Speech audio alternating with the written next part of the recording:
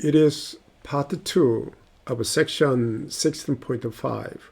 In the first part, we considered the curl operator. Here, we'll study another operator called divergence.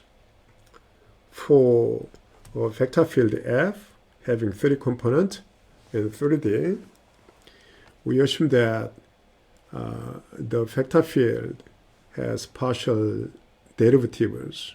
Then the divergence of the vector field is defined as in this equation. For each component, we apply x, y, z derivatives and summed. Del operator is defined as x derivative, y derivative, and z derivative. And F has 3 components, P, Q, R. Then the dot product, for the dot product, we apply this operator to P. For this one now Q. Z will be applied to R. And summation, that is exactly the dot product, that is this one. So rather than this rotation, we may use this notation more frequently. Let's see the theorem. A vector field F having 3 components, of which each component has continuous second order partial derivatives. Then curl of F and divergence must be 0. By using the clarity theorem, you can prove this identity quite easily. The theorem is analogous to this identity. For any vector in R3, A dot A cross B equals 0. The reason is A cross B is orthogonal to A and B, so that not only A, you may put here B and A cross B equal 0. Right? That formula is quite similar to that one. So here, divergence, and that is the curl of F equals 0. Let's see the problem. Show that F given in this way cannot be the curl of another vector field. And we'll assume that F is the curl of another vector field in the beginning, and we'll try to get a contradiction. Okay, so assume, and F is a curl of another vector field, let's say Z. Then from this one, we can get divergence of F, which must be same as divergence of now curl of G. That must be 0 from this theorem. Okay, so let's check if divergence of F is 0. So here now divergence of F, that is for the first component xz, we make x derivative and plus and xyz. For the second component, y derivative, and for the last component, we apply z derivative. Okay, for that one, x derivative will make a z, and y derivative will make xz, and for the last one, z derivative will be 0, but this is non-zero. But if it is true, then divergence must be 0, but practically, for the given vector field, divergence is non-zero, which means that that assumption is false. So F cannot be the curl of another vector field. Okay. We have a remark, and divergence is representing the net change rate of the mass per unit volume in fluid flows.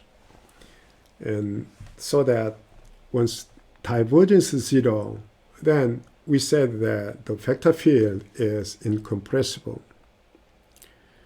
Another differential operator occurs when we try to get the divergence of the gradient. So divergence of gradient of a vector field.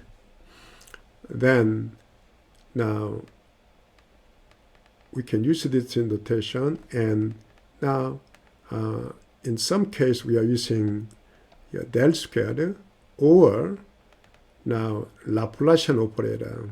So this operator is called Laplacian. If we apply Laplacian for vector field, vector function, then we apply everywhere. For each component we can apply the Laplacian.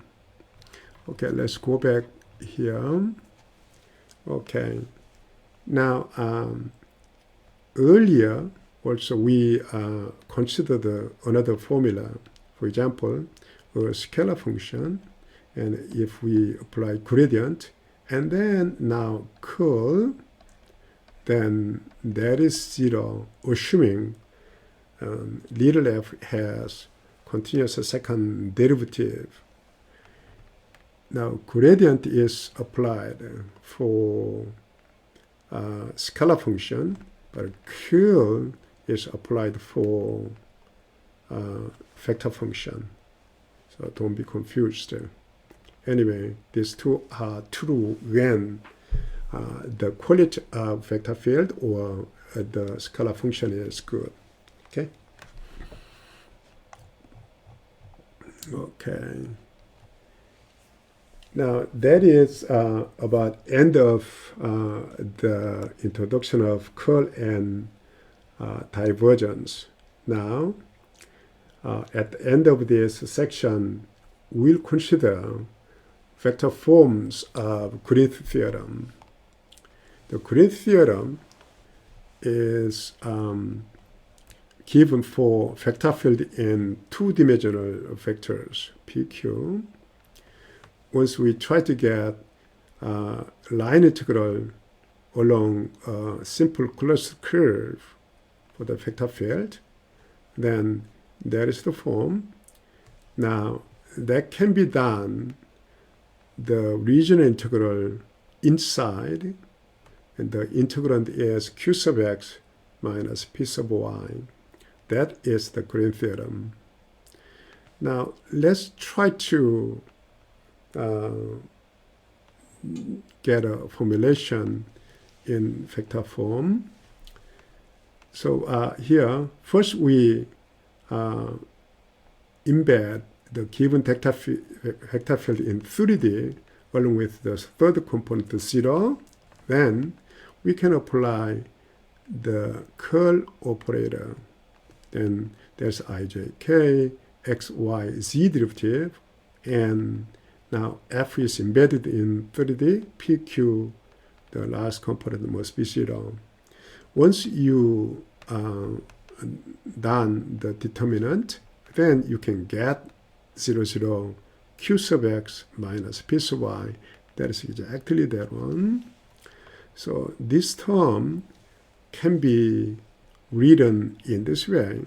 Now, after getting curl, and we are taking only the third component, so dot product along with k.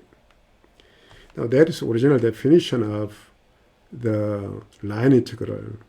We are trying to get only the tangential component and along the arc length. So that is original definition.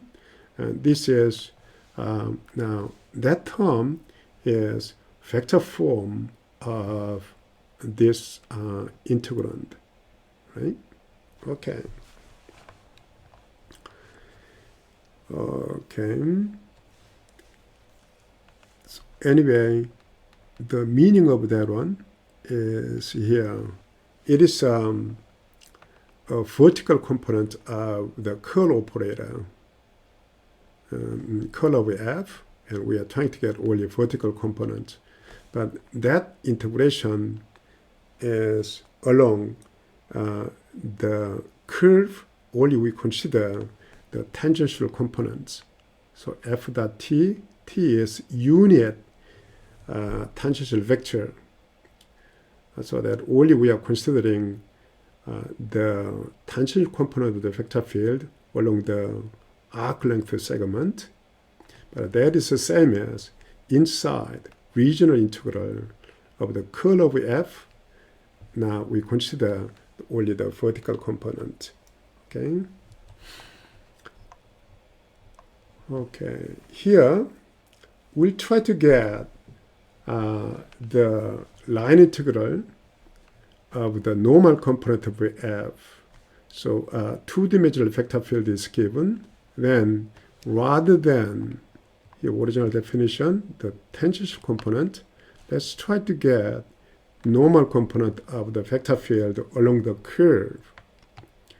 Physically, it is hardly meaningful. However, along with this one, later on, we can handle three-dimensional fluid flow, and so-called flux can be considered and understood much better. So we consider here now a vector form of the integral of the normal component of the vector field. Okay. Now R is the parameterization of the curve. Then the tangential component is R prime over its length. So it is given. Now normal component, that is now positively oriented, and the normal component is 90-degree clockwise rotation as shown in this figure. If it is tangential component, then it's a 90-degree rotation clockwise. So that is out normal direction. So that is exactly that one. If we choose y prime in the beginning and minus x prime, then that is a normal component. So let's consider this portion f dot n ds. F is pq, and n is, now we know this one, and ds, we already know that. That is length of r prime and dt in t domain. So we can simplify. We can eliminate these two, and this dot product, we can recheck that one. That can be written as minus q dx and plus p y prime yt, y prime dt is dy. So we recheck that one. So for that integral, we can write in this way. And now for this one, we can apply Griffith theorem. And for the second component, that is now playing the role of q and x derivative. For this one, x derivative, and minus q is playing the role of p, and minus y derivative, that is exactly that one. And now it becomes this way. That is divergence of the vector field.